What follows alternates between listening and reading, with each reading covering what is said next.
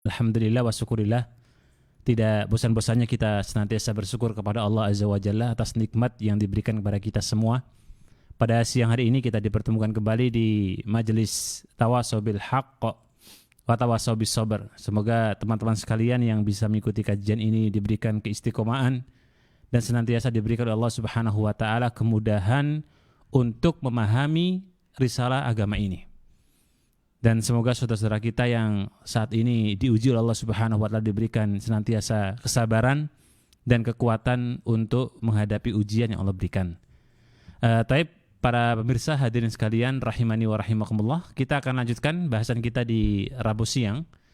Sebuah materi bab terkait dengan masalah sunnah-sunnah Nabi Muhammad bin Abdullah sallallahu alaihi wasallam untuk kaum muslimin. Wabil khusus adalah ketika berbicara dalam bab masalah bagaimanakah seorang muslim mengajarkan kepada generasi muslim. Generasi muslim ini menjadi salah satu aset agama, menjadi aset agama yang luar biasa besar karena dia sebagai salah satu di antara tiangnya umat. Wabil khusus adalah seorang pemuda. Seorang pemuda yang memiliki karakteristik bagaimana kemudian investasi yang bisa membangun peradaban dan bisa menegakkan nilai tauhid di seluruh penjuru itu berawal dari seorang pemuda. Makanya Ibnu Qayyim Al-Jauziyah rahimahullah ta'ala beliau menyebutkan bahwa syabab imadul umam. Bahwa seorang pemuda itu menjadi aset, menjadi salah satu peninggalan seorang kaum yang itu menjadi kebanggaan. Dan yang harus kita kenalkan jemaah sekalian, dan tema kita adalah terkait dengan sunnah Nabi yang harus kita kenalkan kepada anak-anak kita, kepada generasi kita. Karena faktanya kita hari ini tuh dikenalkan dan dicekoi gitu ya dengan kondisi perkembangan zaman, bagaimana generasi muda Islam itu dicekoi kemudian diberikan kesukaan-kesukaan yang itu adalah sifatnya laghun gitu. Sifatnya adalah permainan, sifatnya tidak bermanfaat, bahkan sia-sia.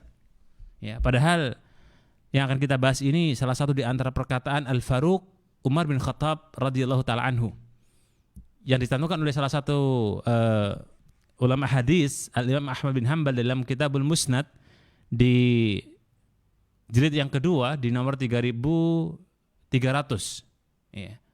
Di nomor 3200 beliau menyebutkan salah satu perkataan ini, dan juga Ibnu Qutaibah ketika beliau menyebutkan dalam Kitabu Uyunul Akhbar terkait dengan perkataan beliau, dan juga Ibnu Jauziyah rahimahullah ta'ala terkait membahas terkait dengan manaqib Umar bin Khattab radhiyallahu ta'ala anhu, di mana beliau mengatakan Al-Faruq Umar bin Khattab radhiyallahu ta'ala anhu, allimu auladakum, di mana beliau mengajak kepada kita, ajarilah anak-anak kalian, kenalkanlah anak-anak kalian ya, pertama dengan ar-rimayah, memanah, as-sibahah wa rukubul khail.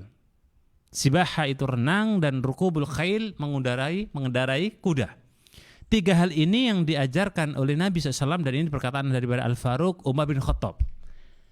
Di mana hari ini kita jumpai jamaah sekalian, anak-anak kita, generasi kita itu lebih menggandrumi begitu ya, lebih menyukai kehidupan-kehidupan yang sifatnya adalah lahwun. Permainan-permainan yang tidak bermanfaat, permainan-permainan yang sifatnya melalaikan untuk kehidupan akhirat. Pastinya kita tahu di mana kehidupan pemuda kita dekat dengan games, dekat misalnya dengan permainan-permainan medianya, media sosialnya. Lebih kemudian dia lebih senang, lebih lama duduk di sana ketika kemudian dia berhadapan dengan temannya main game bersama, atau ketika kemudian mereka adalah orang-orang yang menyibukkan diri dengan media-media sosial mereka. Ini yang membuat kemudian umat itu tidak kenal terhadap sunnah-sunnah Nabi Sallallahu Alaihi Wasallam. Ya, maka Ibnu Qayyim Al-Jauziyah rahimahullah taala beliau menyebut bahwa kondisi seorang muslim itu nantinya di akhir zaman dia akan lalai, akan lupa dengan kebiasaan-kebiasaan yang dilakukan oleh umat-umat saleh terdahulu. Mereka akan lalai bagaimana kemudian dilakukan oleh Nabi Sallallahu Alaihi Wasallam. Mereka akan lupa bagaimana yang dilakukan oleh tradisi para sahabat Nabi Shallallahu Alaihi Wasallam. Mereka pun juga akan tidak kenal bagaimana kemudian praktiknya para tabiin, atba'ut tabiin. Ya, bayangkan jemaah sekalian dulu anaknya orang-orang soleh dulu atau generasi-generasi awal, Mereka-mereka ini mengajarkan anak-anak mereka sejak dini tentang bagaimana kemudian menghafal Quran, cara memanah yang baik, kemudian bagaimana renang yang baik, mengendarai kuda yang baik, itu mereka kenalkan semua. Bahkan kalau kita lihat dalam sejarah para ulama kita, mereka pun belajar sejak dini terkait dengan ulumuddin, ilmu agama. Ya. Nah ini sekarang kita bisa melihat, maka benar kata Ibnu Qayyim al-Jauziyah rahimallahu ta'ala, sekarang itu berbalik gitu. Kita lebih menggandrumi, menyukai, mungkin kalau dari sisi pelajaran ya, lebih menyukai pelajaran-pelajaran yang sifatnya adalah ya sebutlah mungkin materi duniawi gitu. Banyak yang lebih suka ketimbang pelajaran-pelajaran diniyah, agama.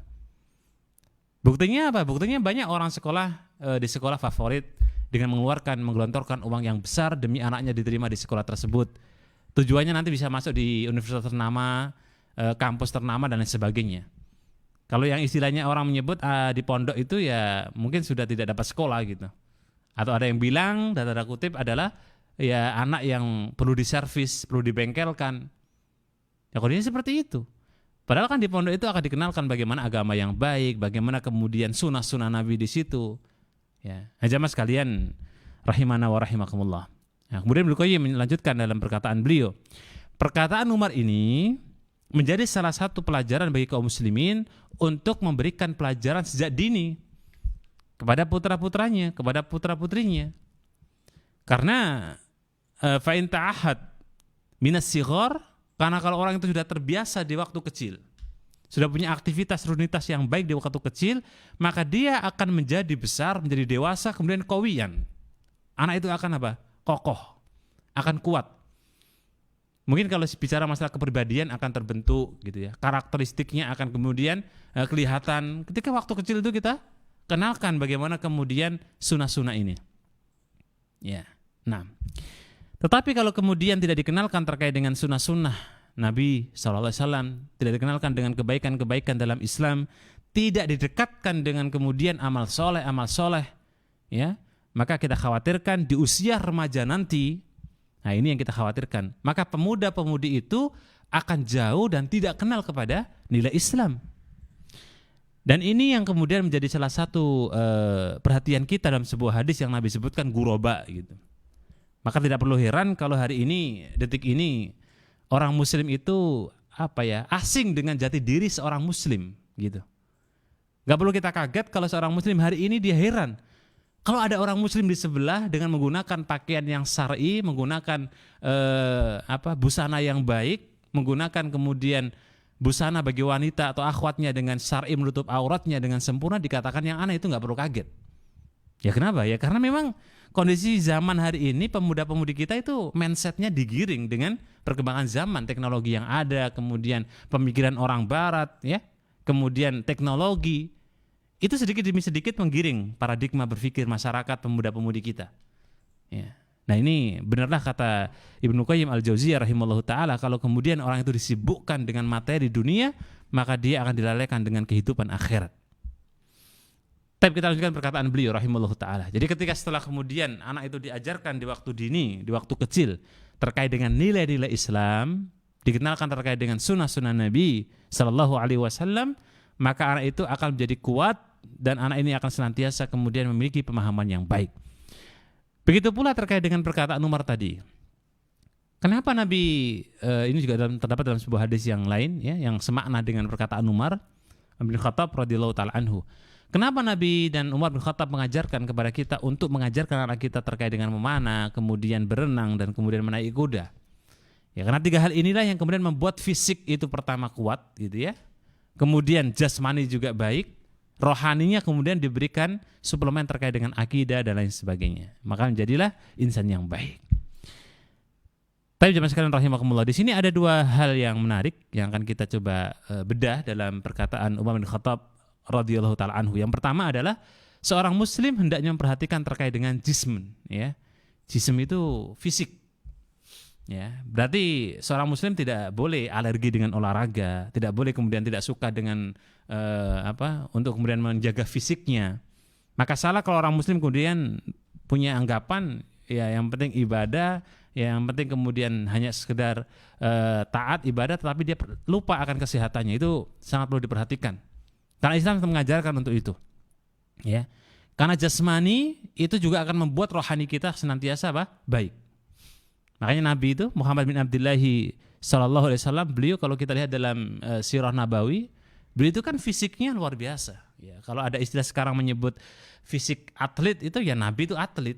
Ya, Nabi itu atlet, lebih dari atlet malah, karena perut beliau itu kalau mungkin disebutkan dalam sirah adalah sampai kelihatan bidang-bidang kotaknya itu, menunjukkan kalau beliau ini adalah orang yang ya olahragawan, jasmaninya sehat, ya. Dan kita pun diperintahkan untuk itu. Nah, terkait dengan jasmani ini, maka kita menukil dari perkataan Ibnu Rajab Al-Hambali rahimahullahu taala bahwa adwun itu apa ya? Anggota tubuh ya. Anggota tubuh kita itu kasurat riyadhatuhu qawiyun. Jadi kalau kemudian kita latih terus, kita kemudian latih untuk misalnya olahraga ya ataupun yang semisal, itu akan membuat qawiyun, membuat jasmani kita, membuat anggota tubuh kita jadi kuat. Tujuannya apa jemaah sekalian? Ternyata beliau menyebutkan ya kuatnya jasmani dalam rangka untuk al-ibadah, dalam rangka untuk beribadah kepada Allah Subhanahu wa taala. Berarti ini juga ada sebuah catatan bagi para pemirsa, bagi kaum muslimin, para pendengar yang dirahmati Allah Azza wa Jalla. Jadi ketika kita berolahraga itu bukan cuma hanya sekedar untuk memperbaiki dan agar fisik kita itu bagus, bukan cuma sekedar itu, tapi tujuan yang paling besar adalah agar ibadah kita itu juga sempurna. Nah, sekarang coba kita tanya diri kita, bagi para pemirsa ya, yang barangkali posisi perutnya sudah mulai besar. Bukannya kemudian salah ya, enggak ada salah dengan perut besar. Tapi pasti berbeda ketika orang itu perutnya besar dengan six pack gitu ya, perutnya baik, rukuknya mungkin lebih nyaman gitu ya, sujudnya pun juga lebih nyaman, berdirinya mungkin juga lebih kuat lama. Maka tujuannya itu untuk itu. Nah kalau yang kemudian perutnya besar, ya badannya juga agak Allah berikan kelebihan gitu, berdirinya juga lama, sujudnya lama, rukuknya lama, maka ini kenapa nih teman-teman kok jadi ada yang tersindir ya di dalam nih. Baik, jadi kalau dia badannya besar, kemudian perutnya juga besar, asal berdirinya juga kuat, saya kira lebih afdol, lebih baik gitu kan. Ya, tapi faktanya biasanya sih kadang-kadang itu yang membuat kita agak berat untuk berdiri lama ya, ketika memang berat badannya juga bertambah. Baik, jadi kata Ibnu Rajab Al-Hambali rahimahullahu taala, tujuannya itu adalah agar kemudian ibadahnya kuat ya. Nabi itu berdiri sampai berjam-jam bisa loh. Sekelas sahabat Abdullah bin Mas'ud itu sampai keder, dalam artian mengikuti Nabi itu nggak sanggup. Abdullah bin Abbas juga nggak sanggup. Ya, padahal mereka sahabat-sahabat yang mulia ketika dalam beribadah kepada Allah Subhanahu wa taala. Nah, bal kullu qawiyah ya, bal kullu quwwatin fahada sa'nuha. Maka semua yang membuat fisik kita itu kuat, maka itulah hal yang paling penting untuk bagaimana seorang muslim ketika kemudian dia hendak beribadah kepada Allah Subhanahu wa taala. Tapi kalau fisik kita lemah gitu ya, kemudian kita ya mungkin sakit-sakitan, itu juga saya kira ibadah juga kurang semangat gitu. Ibadah juga mungkin juga jadi malas gitu. Makanya sebuah nikmat yang a'dham ya, sebuah nikmat yang besar ketika Allah Azza wa Jalla berikan kepada kita kesehatan, kesempatan gitu ya, untuk kita pakai untuk beribadah kepada Allah Subhanahu wa taala. Tapi jamaah sekalian, arsadana wa arsadakumullah. Ya, kita masih masuk di poin pertama terkait dengan jasmani. Ya. Lah, 3 hal di atas Nabi ajarkan kepada kita. Yang pertama rimayah, kemudian as-sibaha, dan rukubul khail. Ini semua adalah terkait dengan fisik jasmani. Maka berarti jasmani dalam Islam sangat diperhatikan sekali. Maka tidak boleh orang itu dengan dengan entengnya, dengan enaknya mengatakan, "Loh, saya makan ini bla bla bla, yang penting kan jasad-jasad saya sendiri. Yang penting kan fisik-fisik saya sendiri." Ya. Misalnya bab masalah minuman-minuman atau makanan-makanan haram atau sesuatu yang bisa merusak jasad kita, merusak diri kita. Contohnya apa? Contohnya misalnya bergadang gitu ya. Kemudian subdukhon ya. Pecandu rokok, atau minum surbul khamr, pecandu khamr. Kemudian apalagi yang kiranya membuat fisik kita itu jadi mungkin agak bermasalah kemudiannya atau berkurang gitu ya performnya. Tiba-tiba kok ditanya, kenapa Anda berbuat misalnya bergadang sampai berlarut-larut? Atau kenapa Anda ketika kemudian merokok kok sampai begitu habis banyak? Kok dia mengatakan, loh ini kan fisik saya sendiri, ini kan jasad saya sendiri. Maka statement seperti ini tidak boleh. Ya. Yang punya adalah Allah Azza wa Jalla, dan Allah Maha tahu bagaimana kemudian ya memperlakukan jasad itu. Makanya kenapa kemudian yang namanya al-khabis, ya, al-khabais, semua perkara-perkara al-khabais dalam Islam itu tidak boleh. Karena itu pertama bisa merusak jasad kita, ya, merusak jasmani kita, mendolimi jasmani kita. Allah larang semua yang khabais, yang perkara-perkara yang tidak baik. Dalam bab makanan pun tidak boleh orang itu sampai tabdir, gitu kan? Tabdir itu apa ya? Melampaui batas. Tidak boleh. Dari situ menunjukkan bahwa sangat diperhatikan dalam Islam bagaimana seorang muslim untuk menjaga kondisi fisiknya. Dari situ Nabi ajarkan terkait dengan ar-rimaya, was-sibaha, warubul khail, ya. Warukubul khail. Naam. Fahada, maka ini menunjukkan bahwa Islam mengenalkan kepada kaum muslimin untuk senantiasa mentarbiyah, ya, mengantarkan dirinya, mengantarkan jasadnya untuk senantiasa berbuat kebaikan, ya, dan senantiasa menjaga diri dengan bentuk olahraga. Taib. Kemudian poin yang kedua jamaah sekalian rahimana wa rahimakumullah, yakni senantiasa kita menjaga rohani kita, ya, menjaga apa? Rohani kita. Maka kalau jasmani itu adalah jasmani yang baik, jasmaninya sehat, maka insya Allah untuk kemudian rohani itu akan lebih mudah. Orang ketika dia kemudian berangkat belajar, ketika dia kemudian ikut taklim ngaji, itu kalau nggak punya jasmani yang baik, nggak mungkin dia bisa datang ke halaqah gitu ya, karena mungkin dia sakit atau mungkin dia istirahat gitu. Nah, maka yang kedua adalah bagaimana kemudian rohani ini sehat. Rohani sehat ini menunjukkan kalau kemudian bisa menunjang untuk aktivitas beribadah kepada Allah Subhanahu wa taala. Allah Azza wa Jalla berfirman, fa ammal ladzina amanu, ya, wa amilus solihat fahum fi raudhati yukhbarun. Jadi ada orang yang tipikalnya itu imannya baik, ya. Dan iman baik itu biasanya diikuti dengan amal soleh. Ingat. Jadi wa amilus solihat itu menjadi satu kesatuan dari amanu. Orang yang beriman maka akan diikuti dengan amal kebajikan. Maka mustahil kalau orang itu kemudian dia beriman tapi kemudian tidak ada amal solehnya. Dan orang yang sudah beriman dan dia beramal soleh, maka Allah berikan kenikmatan yang agung, fahum fi raudhati yukhbarun. Mereka akan berada dalam surga, tertawa serta gembira di dalamnya. Nah, jemaah sekalian, para pemirsa yang dirahmati Allah Azza wa Jalla. Taib, kembali ke materi kita terkait dengan perkataan sahabat yang mulia Al-Faruq Umar bin Khattab radhiyallahu taala anhu, allimu auladakum, ya, allimu auladakum ar-rimayah was-sibahah warukubul khail. Ajarilah anak kalian dengan senantiasa memanah, kemudian berenang dan menaiki kuda. Nah, perkataan ini jamaah sekalian tidak disandarkan kepada sabda Nabi Shallallahu Alaihi Wasallam. Jadi perkataan ini kalau kita disebut dalam penjelasan Kitabul Musnad ada, dalam kitab Aunul Akhbar dalam penjelasan Ibnu Qutaibah juga ada, kemudian Ibni Abdir Rabbi, ya, dalam kitab Aqdu Al-Farid juga ada, dan juga Ibnul Qayyim Al-Jauziyah rahimahullahu taala dalam kitab Manaqibu Umar itu juga ada. Nah, berarti kalau hadis yang berbicara masalah ajarilah anak kalian memanah, berenang dan berkuda, ternyata kalau kita lihat dalam hadis yang lain, ya, itu ada yang semakna dengan perkataan Umar bin Khattab. Tapi nggak boleh kita sandarkan perkataan Umar tadi adalah sabda Nabi Shallallahu Alaihi Wasallam. Perlu dibedakan, ya, antara perkataan sahabat itu namanya asar, sedangkan perkataan Nabi Shallallahu Alaihi Wasallam itu adalah al-hadis. Maka nggak boleh orang itu menisbatkan perkataan sahabat sebuah asar kemudian dinamakan adalah sabda Nabi Shallallahu Alaihi Wasallam. Ya, walaupun kita tahu bahwa kualitas khulafaur rasyidun salah satunya adalah Umar, mereka adalah orang yang dijamin surga. Kemudian Nabi katakan wa alaikum bisunnati wa sunnati khulafaur rasyidin. Kalian pegang teguh sunnahku dan sunnah 4 sahabatku. Walaupun kendati demikian jamaah sekalian, tidak boleh kita mengatakan perkataan Umar kemudian dikatakan sebagai sabda Nabi Shallallahu Alaihi Wasallam, dan pastinya kita kena pasal dan terancam sebuah hadis yang mutawatir, man kadzdzaba alayya muta'ammidan falyatabawa maq'adahu minan nar. Itu kan sangat menakutkan ya.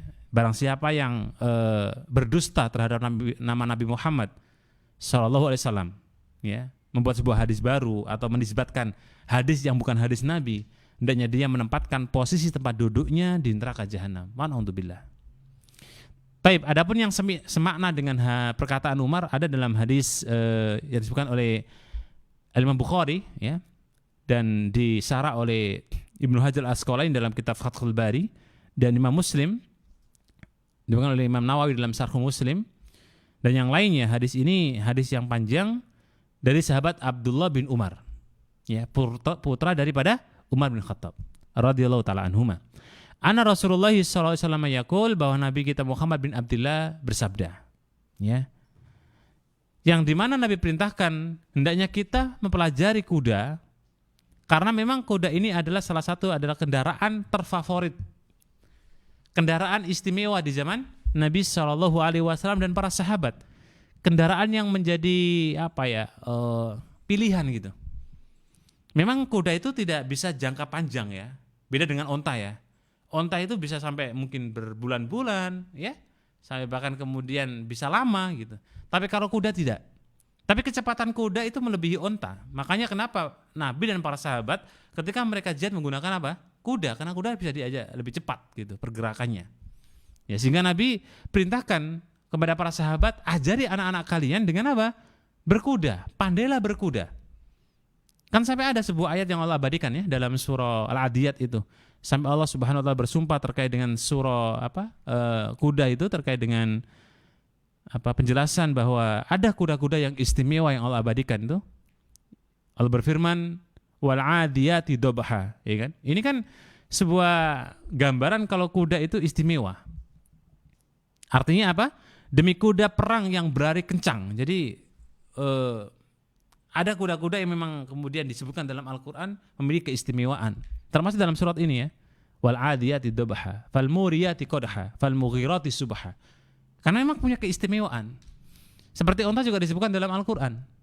Ya, dan onta pun juga punya keistimewaan. Maka kenapa Nabi perintahkan kita untuk mempelajari ya, mengajarkan pada anak-anak kita terkait dengan berkuda? Karena berkuda ini memiliki keistimewaan, memiliki al-mazayah ya, di mana kita bisa melatih kefokusan, juga bisa kita mengendalikan kendaraan kuda itu sendiri.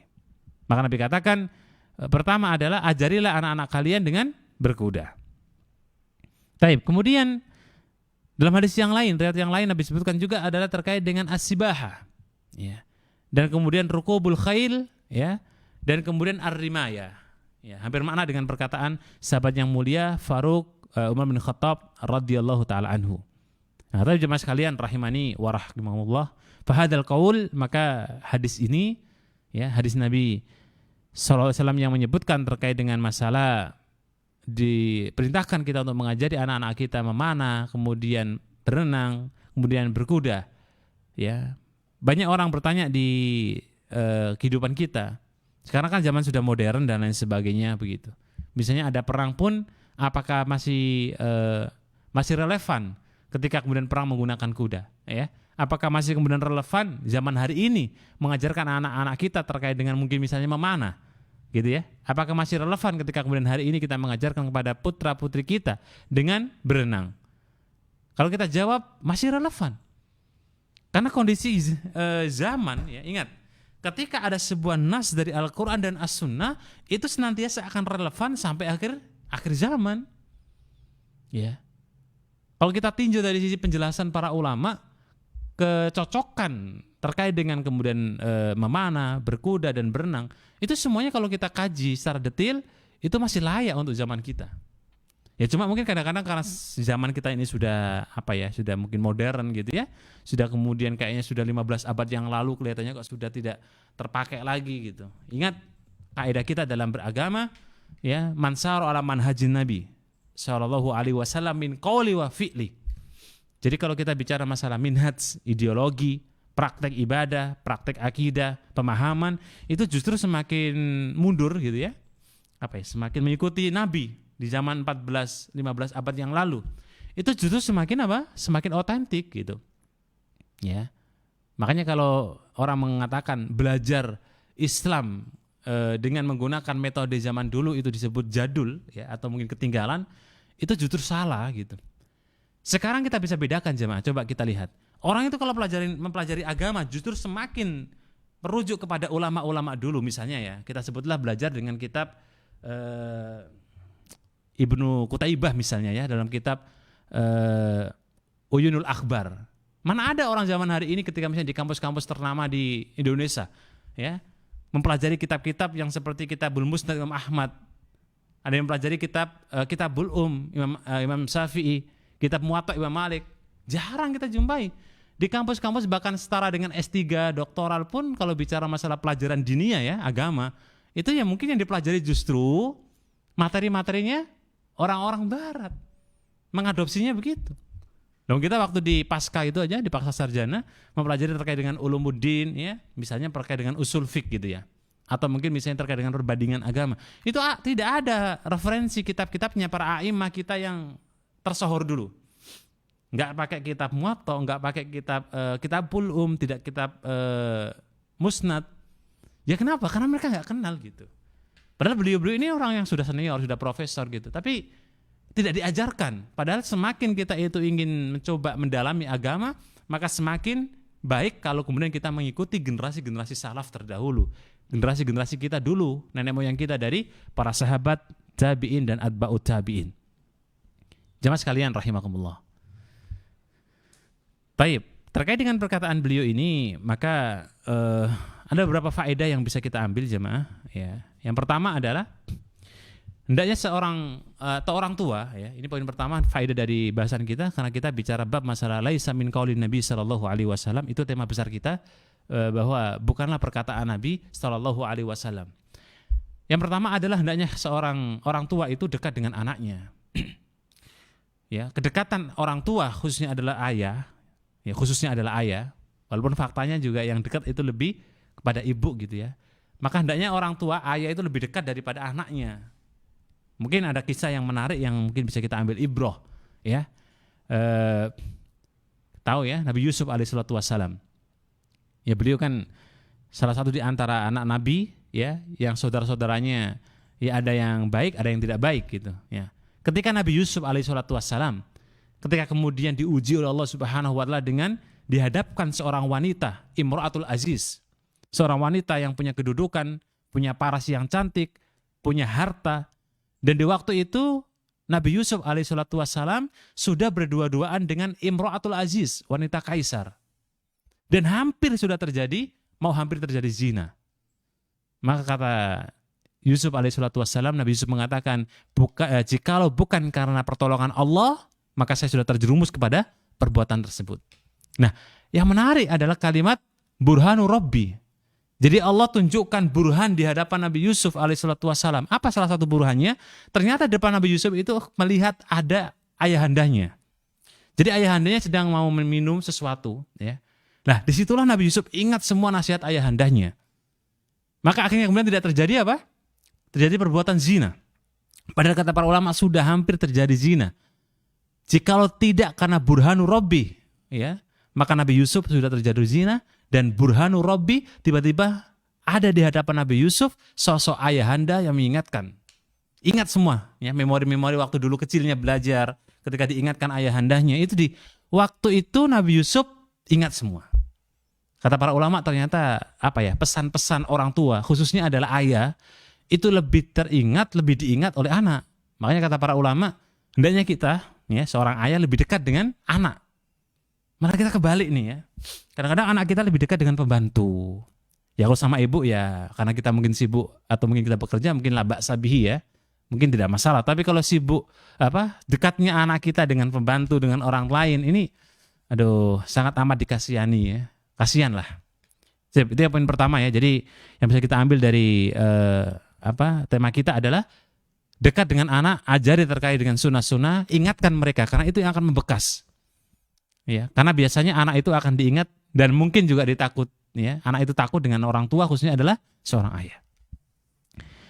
Poin yang kedua jemaah sekalian yang bisa kita petik dari pelajaran kita terkait dengan perkataan sahabat yang mulia Umar bin Khattab radhiyallahu taala anhu, bahwa Anak-anak itu butuh akan kemudian pelajaran yang penting terkait dengan agama. Kebutuhan anak kita dengan agama itu adalah menjadi hajatun masah. Kebutuhan yang fundamental, nggak bisa kita ganggu gugat. Maka salah kalau ada orang tua yang kemudian memberikan kebutuhan kepada anaknya sejak procot sampai meninggal, sampai mati, tidak pernah dikenalkan bagaimana sholat yang benar, bagaimana kemudian wudhu yang baik. Itu orang tua yang salah. Maka oleh karena itu saya mengajak kepada diri saya pribadi dan pada kaum muslimin, pada hadirin, pada jemaah sekalian, mari kita sama-sama coba ya, benar-benar kita perhatikan poin kedua ini. Ketika kemudian bicara bab masalah kebutuhan anak, itu bukan cuma kebutuhan perut saja. Bukan cuma kebutuhan kecerdasan saja, tetapi ada kebutuhan spiritual yang harus kita tunaikan. Kenalkan bagaimana bab masalah toharo, kenalkan bagaimana bab masalah sholat, ya kan? Bab masalah puasa, ya. Bab masalah birrul walidain, itu semua kita kenalkan. Insyaallah ta'ala dengan itu kita akan mendapatkan kebaikan di dunia dan efeknya di akhirat dengan apa? Doa mereka. Yang terakhir jamaah sekalian, faedah yang bisa kita petik dari kajian kita adalah adanya sebuah sinergi ya antara orang tua dan anak. Adanya sebuah komunikasi yang hangat ya. Adanya sebuah kemudian diskusi.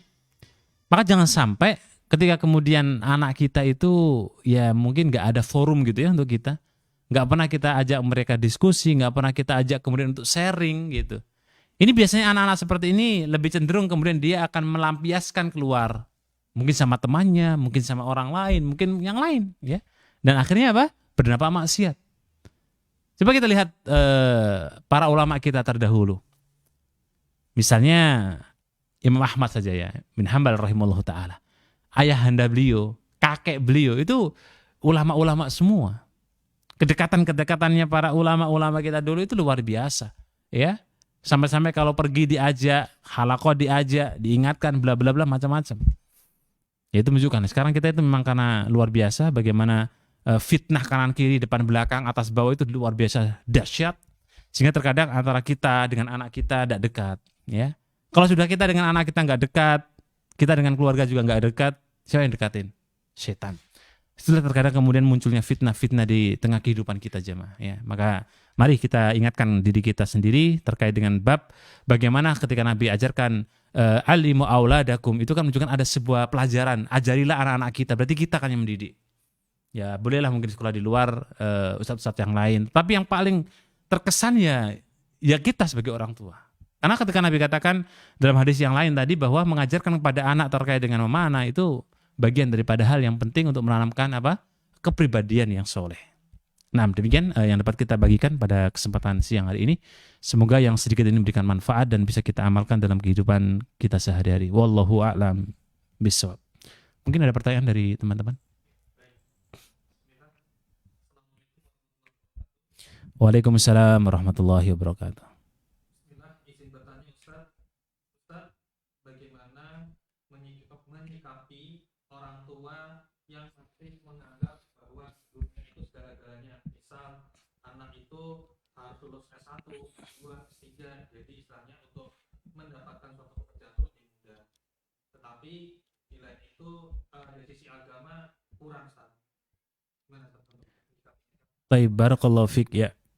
Jazakallahu khair ya. Saya kira pertanyaan ini mewakili kita semua, mewakili para pemirsa, pendengar dimanapun antum-antuna berada, karena memang kondisi kita hari ini, detik ini pun dibikinlah paradigma mindset berpikir itu ya itulah kehidupan gitu, kurang lebih begitu. Padahal kita lupa dengan sebuah ayat walal akhiratu khairu wa abqa, bahwa kehidupan akhirat itu menjanjikan lebih baik dan abadi. Kita itu lupa. Pertama yang paling penting kita doakan kita ya. Saling kita doakan orang tua kita. Kita berikan kemudian doa terbaik kita di sepertiga malam kita agar orang tua kita diberikan ya pemahaman terkait dengan akhirat. Karena doa yang Nabi ajarkan salah satunya kan jangan sampai kita ini punya obsesi akbar rohamina gitu. Tidak punya obsesi terhadap dunia yang begitu besar. Karena itu kan bisa mencederai iman kita dengan alam akhirat. Itu naudzubillah, doakan yang pertama ya. Yang kedua, ya sesekali jika memang diperlukan, kalau beliau suka baca, hobi baca atau suka baca, diberikan mungkin buku ya. Kalaupun seandainya kok buku tidak memungkinkan, kita berikanlah mungkin kajian-kajian atau terkait dengan ya tausiah kalau belum bisa secara langsung ya. Berikan tausiah, kajian terkait dengan masalah akhirat. Yang ketiga, hadapkan dengan fenomena kematian. Ya, artinya ingatkan akan kematian, bahwa kematian itu tidak membawa ya jabatan, tidak bawa kemudian gelar, nggak bawa kemudian pangkat dan lain sebagainya. Diingatkan terus. Yang keempat, nah ini yang penting juga menurut saya, coba diajak orang tua kita yang punya pemahaman seperti itu dengan komunitas baru, yang komunitas itu memang orientasinya akhirat. Ya minimal paham lah. Karena biasanya orang seperti ini, ya dia akan terbentuk dengan komunitas. Biasanya karena mungkin dia teman-temannya juga seperti itu gitu ya.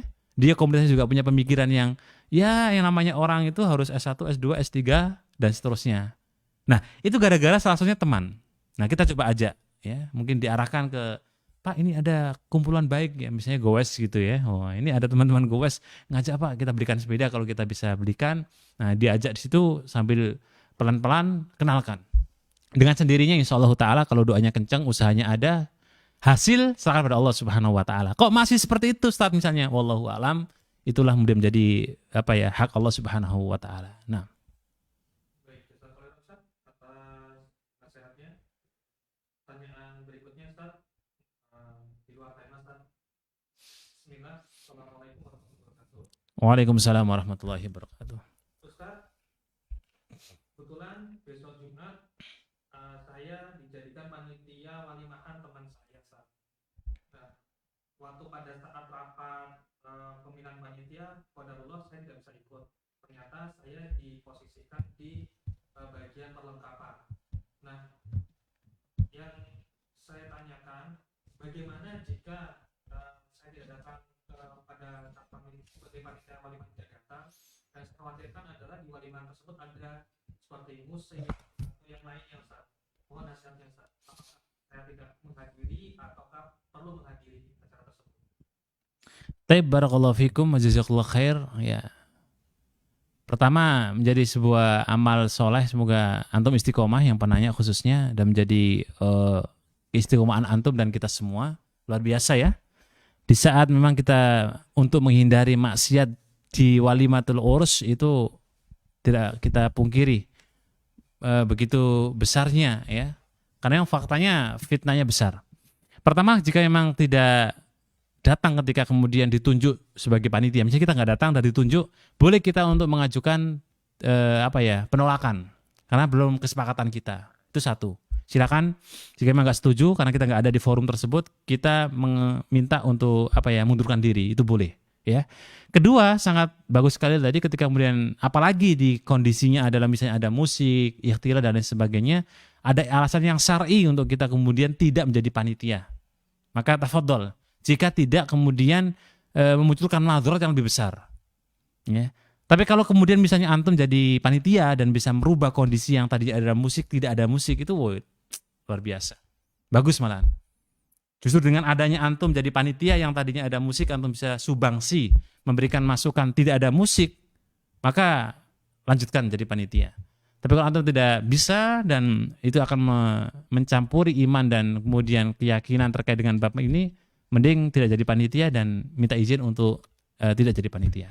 Nah, wallahu a'lam bishawab. Jazakallahu khair, semoga bisa dipahami oleh penanya dan teman-teman sekalian yang hari ini mendengar, dan semoga menjadi ilmu yang barokah untuk kita semua. Wallahu a'lam bishawab. Assalamualaikum warahmatullahi wabarakatuh.